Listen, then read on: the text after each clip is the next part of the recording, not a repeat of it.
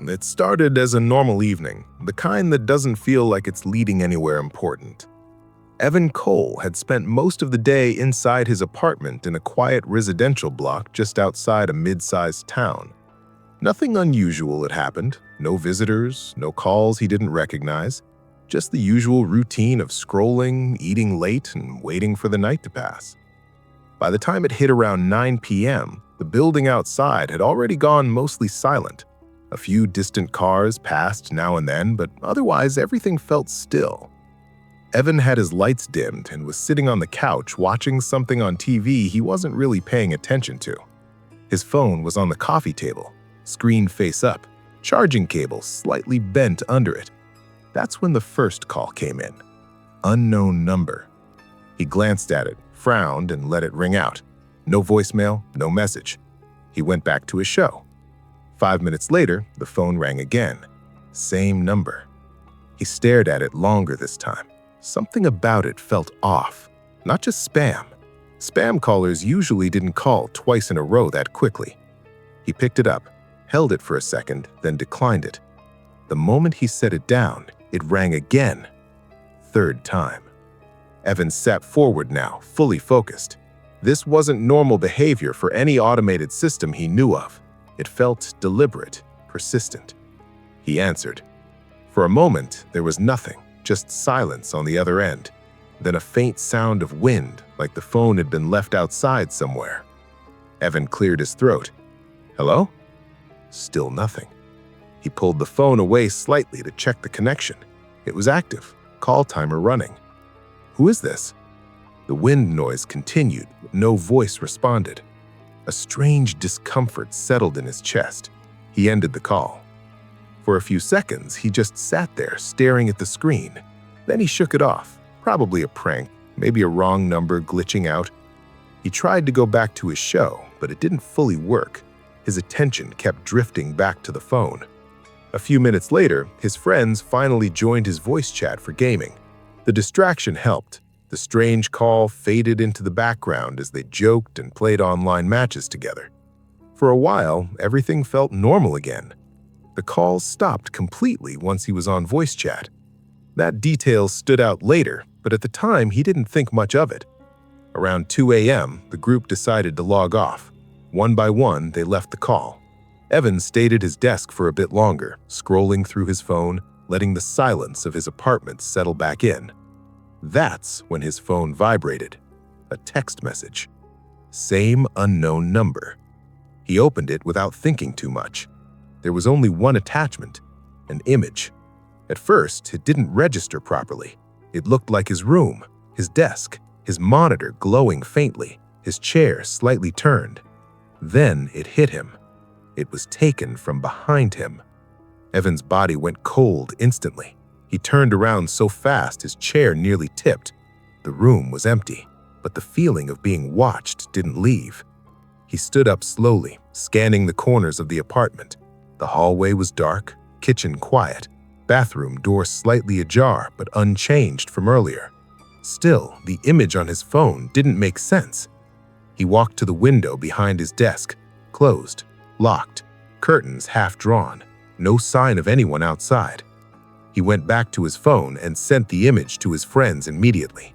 Within seconds, responses started coming in. Not jokes, concern. Dude, get out. Call the police. Are you alone right now? That last message made his stomach tighten. He was alone. He looked around his apartment again, slower this time, more carefully. Nothing seemed disturbed, no sound, no movement.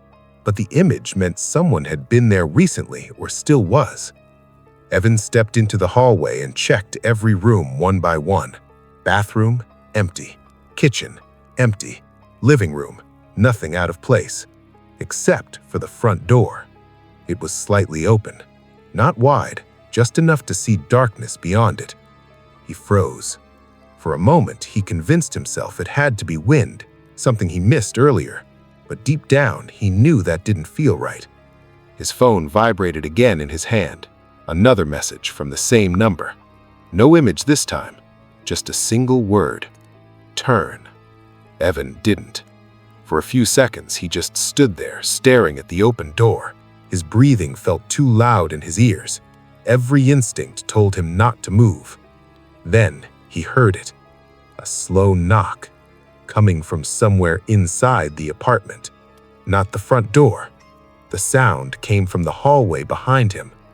Evan turned slightly, just enough to see the dark stretch of corridor leading toward the bedrooms. Another knock. Closer this time. He backed up slowly toward his bedroom, not taking his eyes off the hallway. His mind was racing through explanations that didn't make sense. Someone broke in. Someone was still inside or had been inside this whole time. His phone lit up again. Another message. Don't run. That's when something shifted in the air. Not visually, just a sense of movement, like the house itself had changed posture. A faint creak came from the hallway ceiling. Then, footsteps. Slow. Measured. Evan stepped into his bedroom and shut the door behind him. His hands were shaking now as he tried to decide what to do next. Call the police, get out the window, anything. But before he could act, he heard it. Right outside the door. A knock, followed by a second one. And then, the handle moved. Evan stepped back from the bedroom door as the handle moved again. Slow. Testing it. Like whoever was on the other side already knew it was locked but wanted to confirm anyway. He didn't speak. Didn't breathe properly either. His phone was still in his hand, screen glowing with the last message. Don't run. Another knock hit the door. This one firmer. Evan looked around his room quickly. The window behind his desk was still closed, curtains half drawn. No obvious way out without making noise. The hallway outside stayed quiet for a moment, like whoever was there was waiting for him to react. Then, the lock clicked again. Not breaking, just being tested from the other side. Evan backed towards the window anyway. His hands fumbled with the latch for a second before it finally gave.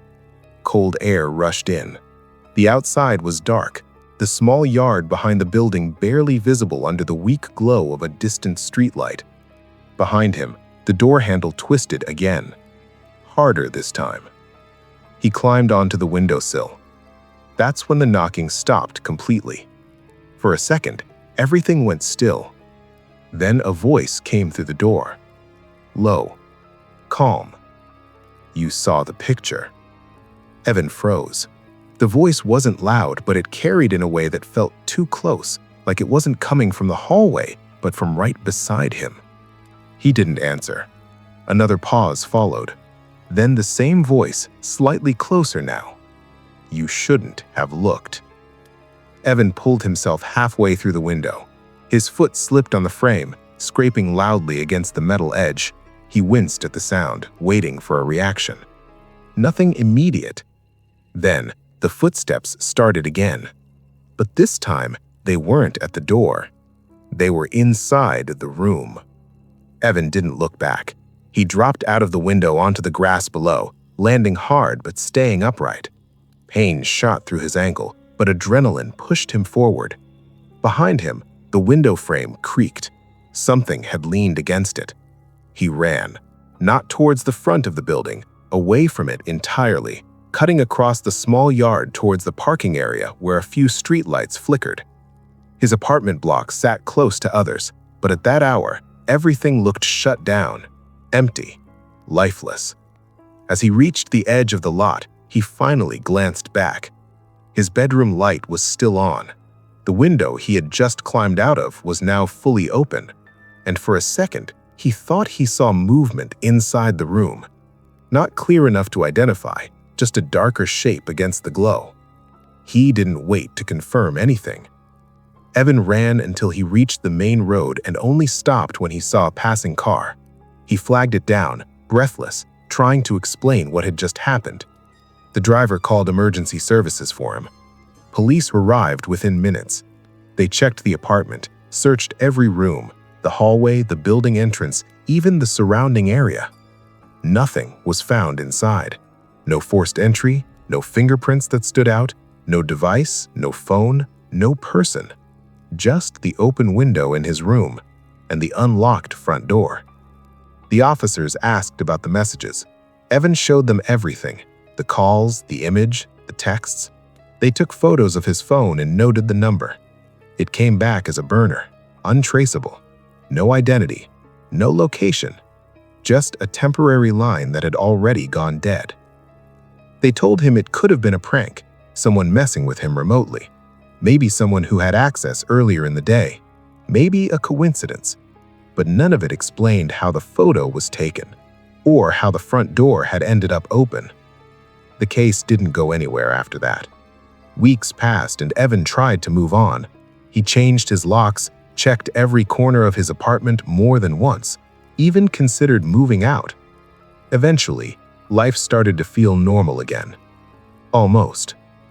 Because every so often, late at night, his phone would light up with unknown notifications that never stayed long enough to trace.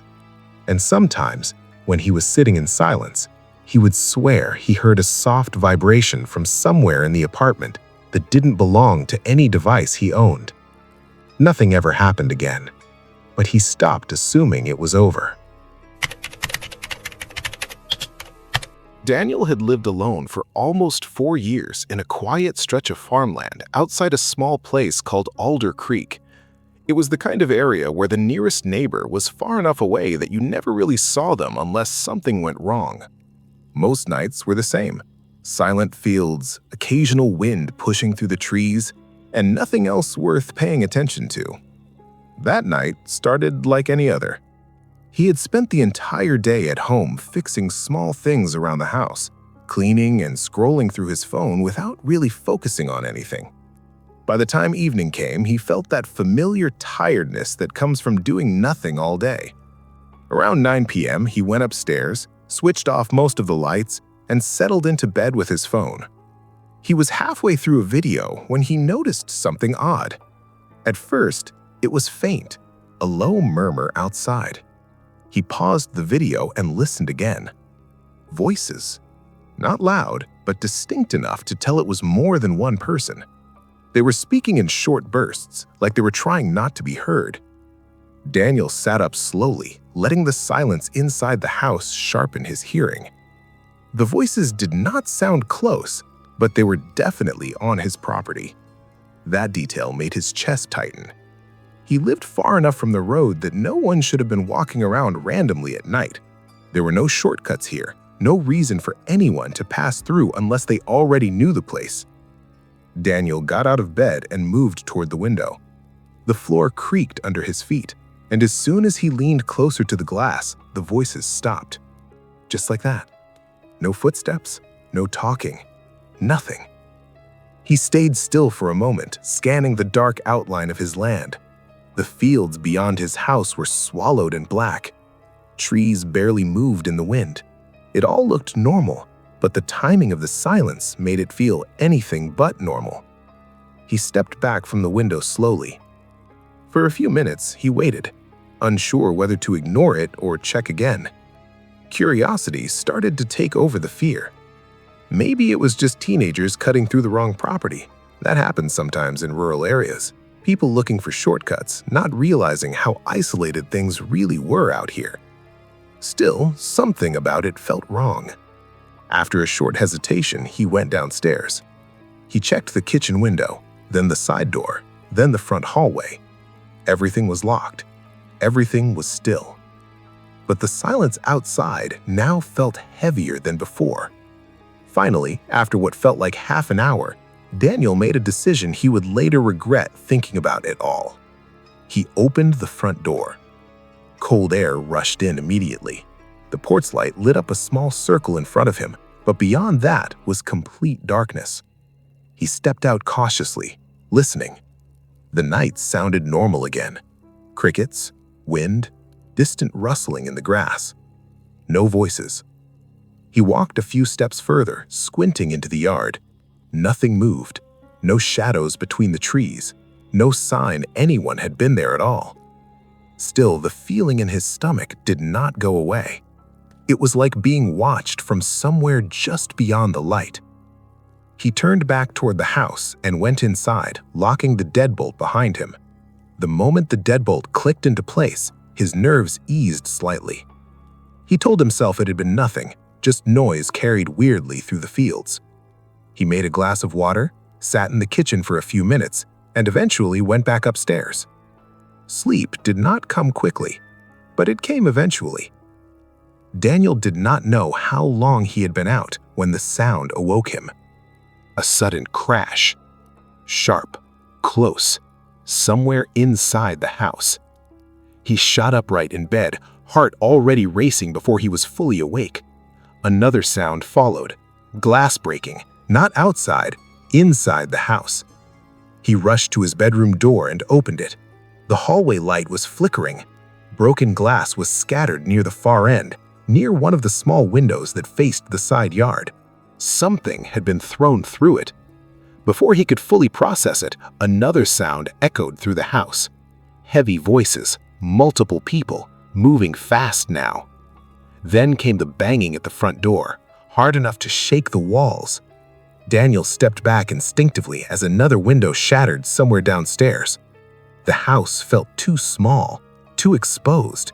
Every direction had sound now, movement, chaos building around him. He grabbed his phone and locked himself back in the bedroom. His hands were shaking as he dialed emergency services. While the call was ringing, another impact hit the house. Then another. Footsteps now, real ones, inside. They had gotten in. Daniel could hear them moving through the lower floor, spreading out like they already knew the layout. There were voices too, but not panicked, controlled, almost amused. The operator came on, but Daniel could barely explain what was happening before a loud crash came from downstairs. The front door had been forced open. The footsteps multiplied. Whoever they were inside now, and they were getting closer. Daniel looked around his room, realizing too late that staying put might not be enough. Daniel stood in the middle of his bedroom, phone still pressed to his ear, but the emergency operator's voice already felt distant. The sounds downstairs had become clearer now. Not just movement, but purpose. Heavy footsteps spreading through the house like whoever was inside knew exactly where to go. Then came the laugh. Short, casual. That was the part that made his skin go cold. These weren't burglars rushing through a house looking for valuables. They were taking their time. A loud crash echoed from the lower hallway, followed by another impact against a wall, something wooden breaking, a drawer maybe. Then a voice called out something Daniel couldn't fully understand, followed by more laughter. He backed away from his bedroom door slowly. His mind kept jumping between options that all felt equally bad. Lock the door and wait, hide, or move. Waiting felt wrong. The noise downstairs suggested they were already spreading out. If they checked rooms one by one, it was only a matter of time before they reached him. Then another sharp bang shook the house, closer this time. Daniel made a decision. He crossed the room quickly and opened his bedroom window. Cold air rushed in, hitting his face. The window faced the back slope of the house, where the roof extended downward at an angle. It wasn't meant for climbing, but there was no time to think about that. Another set of footsteps hit the stairs. He climbed out. His boots scraped against the roof tiles as he pulled himself through. The slope was steeper than he expected, and he nearly lost balance immediately, catching himself with one hand on the frame of the window. Behind him, inside the house, the bedroom door handle started rattling. He didn't wait. Daniel crawled upward along the roof, keeping low. The shingles were slick with moisture, and every movement felt louder than it should have been. Below him, the house was alive with movement. Doors opening, someone calling out instructions, another burst of laughter that didn't belong in a situation like this. Then, the sound of his bedroom door being hit. Once. Twice. Wood cracked. He forced himself to move faster. As he reached the ridge of the roof, he glanced back just once. Through the open window, he saw a shape enter the room. Not clearly, just a silhouette framed by the dim light from the hallway. Then another followed. They were inside his bedroom. Daniel didn't stay to watch more. He crawled over the top ridge and lowered himself onto the other side, staying flat against the roof. From here, he could hear everything more clearly. The house was being searched methodically now, not random, organized. One of them shouted something about the upper floor. Another voice answered from downstairs. They were coordinating. That realization made his stomach tighten. Whoever these people were, they weren't just breaking in, they had structure. Below him, the bedroom door finally gave way with a sharp crack. Footsteps filled the upper floor almost immediately afterward. Daniel stayed completely still. He barely breathed.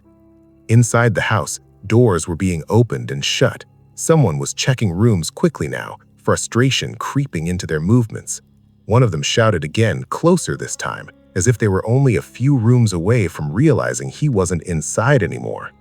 Then, silence for a brief moment. That silence felt worse. Daniel slowly shifted his weight, trying to move further up the roof without making noise. The slope led toward the back edge where he might be able to drop down into the trees if he was careful. But before he could move far, a sound stopped him. Footsteps. Above him. Inside the attic space just under the roofline, someone was directly beneath him, moving slowly. Then a voice, muffled through the wood. "He's not here."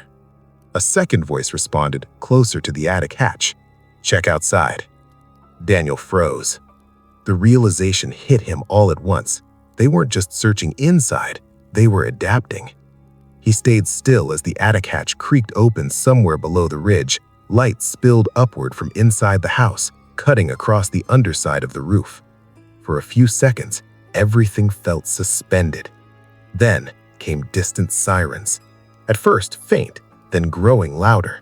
The voices inside the house changed immediately. The calm coordination broke. Footsteps shifted direction. Someone shouted sharper now, urgent. The movement downstairs reversed. They were leaving. Daniel didn't move until he was sure.